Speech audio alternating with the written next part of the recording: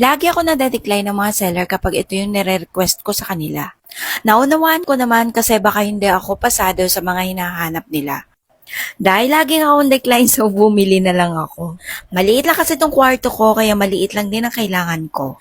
So ngayon excited na ako i-unbox. Lamesa po ito at maliit lang at ito talaga yung pinakagusto ko kasi sa tuwing magla-live ako ay may magagamit ako kahit maliit. Natawa nga ako dahil nung binuksan ko, sabi ko pa nga, ito ba talaga yung order ko?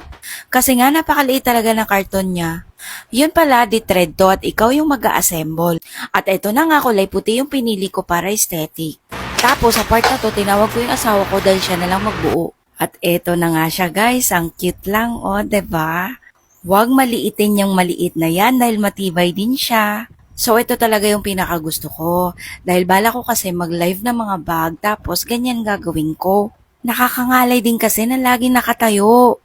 Perfect na din to para sa akin. Pagtiyagaan ko na lang kahit maliit. Darating din ang panahon na lalaki yan. Kasi hindi naman ako titigil dahil gusto ko talaga malaki. So, eto na siya guys. Ganito kasi yung gagawin ko sa lamesa na yan. Diyan ako mag-unbox. Diyan ako mag-unbox sa mga maliliit na beauty products. O, diba? Aesthetic? Gusto nyo bang bumili din ito? Lagay ko yung link dito sa video.